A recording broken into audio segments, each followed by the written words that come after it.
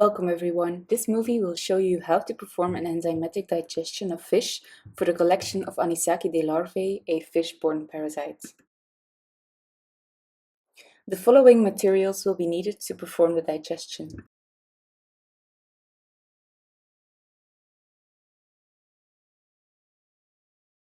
Before the digestion itself is performed, you can already inspect your fish flesh for larvae on a table with lights underneath, also called a candling table. This is a very easy and cheap way to detect larvae often used in the fishing industry. However, larvae will often be missed in thicker fish fillets or fish species with a darker muscle tissue such as mackerel.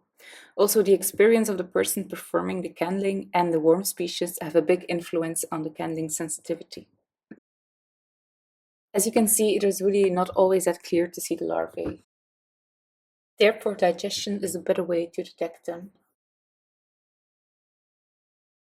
Enzymatic digestion method is based on digesting the fish tissue with a solution of hydrochloric acid and pepsine, so you only have left the larvae.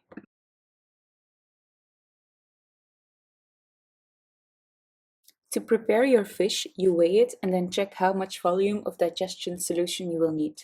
For instance, for 75 grams of fish, you will need 1.5 liter solution.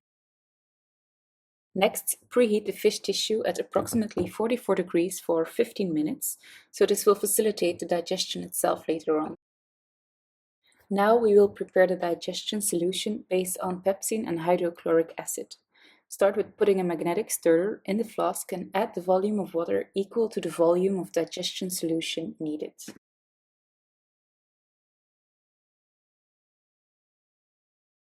Place the flask with the water on a heating magnetic stirrer and set the temperature at 44 degrees.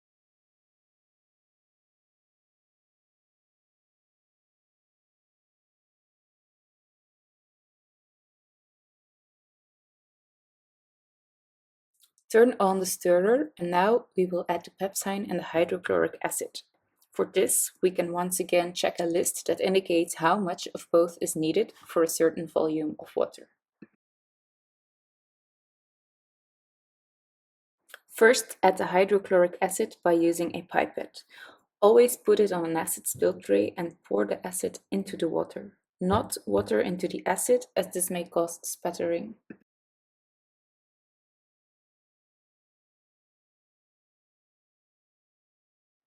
After use, immediately close the lid of the acid bottle. Now check how much pepsine powder needs to be added to the acid solution.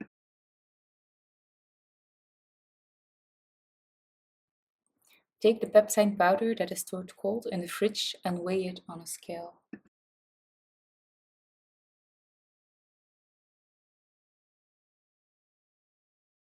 After weighing the amount necessary, first put the pepsine bottle back into the fridge and then add it to the solution. To do so, you can make a funnel simply with a sheet of paper. In this way, you can easily squeeze the bottom part in case some powder remains in the funnel. The solution is ready when a temperature of 44 degrees has been reached and when everything is completely dissolved. Now take out the fish from the incubator. In case larvae were in the fish, they sometimes already come to the surface because of the heat, as you can see here.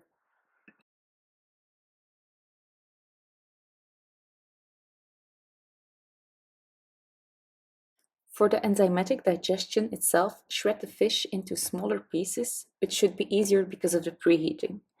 Doing this will reduce the time needed to completely dissolve the fish tissue with the enzymatic solution.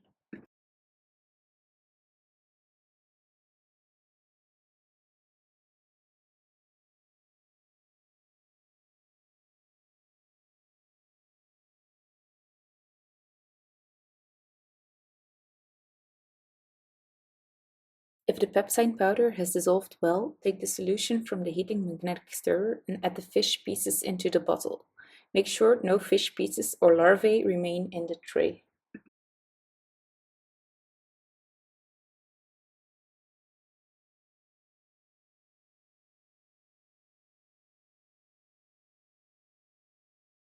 Now put the flask with the fish pieces, the digestion solution and the magnetic stirrer in an incubator at 44 degrees and let it stir until all fish tissue is dissolved. This usually takes around 20 minutes, but can be longer in case the preheating step is skipped or when a large weight of fish had been put in the flask.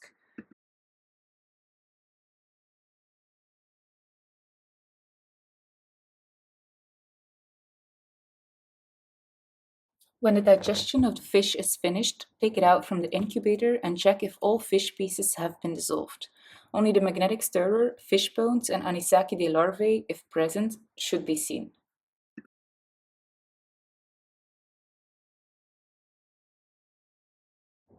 Finally, pour the content of the flask through a sieve and check if no content is left in it.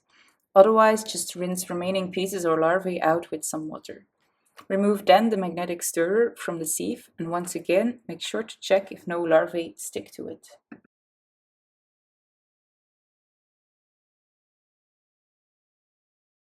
Now drop the content of the sieve into a petri dish and rinse with water to loosen the larvae that are stuck in the cracks of the sieve. When necessary, remove them manually with a pair of tweezers.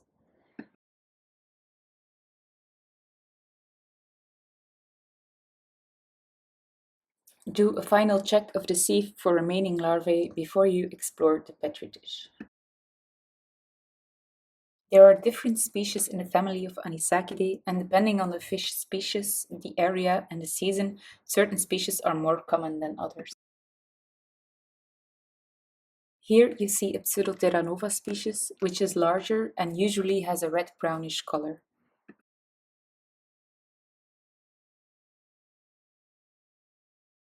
Another frequently occurring species is Anisakis, which you can see here and is a bit smaller than the Pseudoterranova and white-colored. For other species, or when in doubt, molecular confirmation with PCR is a recommended technique. Thank you for listening and feel free to contact us for any questions.